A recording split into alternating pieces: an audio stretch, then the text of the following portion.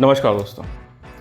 कांग्रेस मुक्त भारत, ये जो स्लोगन दिया था, ये दिया था बीजेपी ने या मोदी जी ने, लेकिन इसको दिल पर ले लिया है राहुल गांधी जी ने। और अब अगर कांग्रेस मुक्त भारत बनता है तो उसमें सबसे ज़्यादा जो योगदान होगा वो होगा राहुल गांधी जी का। ऐसा लगता है कि राहुल गांधी जी को बीजेपी ने एक जॉब पे रखा हुआ है कि भाई तुम्हें सिर्फ और सिर्फ हमारे लिए काम करना है, तुम्हें सिर्फ और सिर्फ बीजेपी को, मोदी को, योगी को, इन सबको गालियां देनी है बस, and your job is done. तो अब अगर बनता है कांग्रेस मुक्त भारत तो उसके पीछे सबसे बड़ा हाथ होगा राहुल गांधी जी का। आपको यकीन नहीं आता तो आप उनके ट्वीट्स उठा के देख लीजिए, उनके कोई भी भाषण सुन लीजिए या फिर उनकी कोई भी सोशल मीडिया पोस्ट देख लीजिए।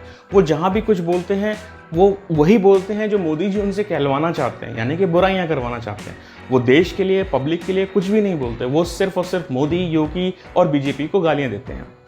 और इसमें उनका पूरा साथ दे रही है मीडिया, यानी कि हमारे रवीश कुमार जी, यानी कि आप समझ रहे हैं ना, रवीश कुमार जी।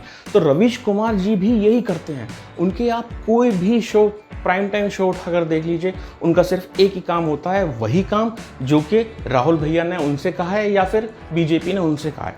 तो they are doing their work perfectly. वैसे तो रवीश कुमार जी बहुत ही कैलकुलेटिव सवाल पूछते हैं, लेकिन जब राहुल गांधी से उनका इंटरव्यू होता है तब किस तरह से सवाल पूछते हैं देखिए जरा। मतलब मेरे इमोशनल नहीं होते कि माँ के बारे में, पिता के बारे में, दादी के बारे में कहा जा रहा है, इमोशनल नहीं होते? नहीं, मैं अपने पिता की सच्चाई जानता हूँ, मैं अपनी माता की सच्चाई जानता हूँ, मैं दादी परदादा की सच्चाई जानता हूँ। तो आप जो भी कहना कह दीजिए, सच्चाई तो मैं जानता हूँ ना।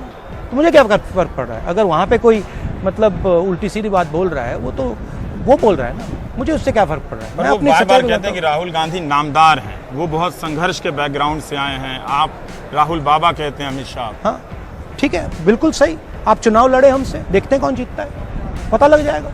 देखा आपने कितना इंपॉर्टेंट डिस्कशन चल रहा था। ये जो एंटी मोदी है, एंटी बीजेपी है ब्रिगेड जो है, ये अपना काम पूरी ईमानदारी से कर रही है और इसका पूरा फायदा उठा रही है बीजेपी, क्योंकि भाई उन्होंने कहा है ये काम करने के लिए। तो जैसा मैंने अपने पहले वीडियोस में भी कहा कि जैसे अपने पूरे देश की कुछ 26-27 पार्टियां, पाकिस्तान की कुछ 7 पार्टियां, चाइना की 1 पार्टी और पूरे विश्व के 57 मुल्क केवल और केवल मोदी और बीजेपी को हराने में लगे हुए हैं। एक्चुअली वो हराने में नहीं लगे हुए हैं, वो वही काम कर रहे हैं जो बीजेपी, मोदी या योगी चाहते हैं। और देखिए पूरा फायदा बीजेपी को मिलता है। जितना हंगामा द कश्मीर फाइल्स को लेकर चल रहा है, उस हंगामे से बीजेपी को कितना फायदा हुआ है ये विपक्ष कभी नहीं समझ सकता, ये कांग्रेस वाले कभी नहीं समझ सकते या दूसरी पार्टीज वाले। इसका पूरा फायदा बीजेपी उठा रही है। 5 राज्यों में इतनी बुरी तरह से हार के बाद भी कांग्रेस पार्टी को ये समझ में नहीं आया कि पब्लिक चाहती क्या है। वो अभी भी अपना पुराना वाला रोना रोए हुए हैं बीजेपी के लिए, मोदी के लिए और योगी के लिए। अब सिर्फ 2 स्टेट, राजस्थान, छत्तीसगढ़, यहाँ पे अगले साल चुनाव है। क्या आपको अभी तक कुछ भी सुनने में ऐसा आया है कि कांग्रेस ने कुछ इन स्टेट्स के लिए, इन स्टेट के लोगों के लिए कुछ अच्छा किया हो? नहीं, वो सिर्फ वही काम कर रहे हैं जो उनको दिया गया है।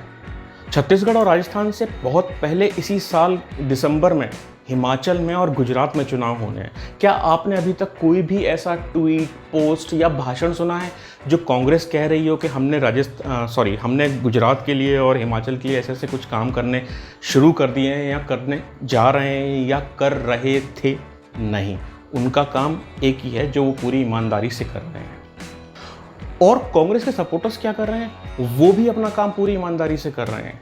उनके पास हॉट टॉपिक्स रहते हैं, जैसे कि अभी देखिए रिसेंटली हॉट टॉपिक्स चल रहे हैं, हिजाब मामले को सुप्रीम कोर्ट पहुंचाना, कश्मीर फाइल्स को बैन करना, और अभी नया आया है उमर खालिद को यूएपीए से हटाना। कितना इंपॉर्टेंट काम कर रहे हैं आप देख रहे हैं।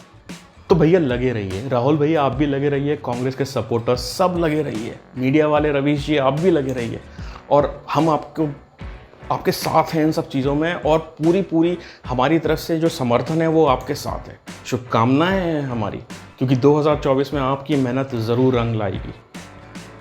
अपने कमेंट ज़रूर बताइएगा क्या कहना चाहेंगे। शेयर करिए इस वीडियो को, लाइक करिए अगर आपको पसंद आया। नमस्कार।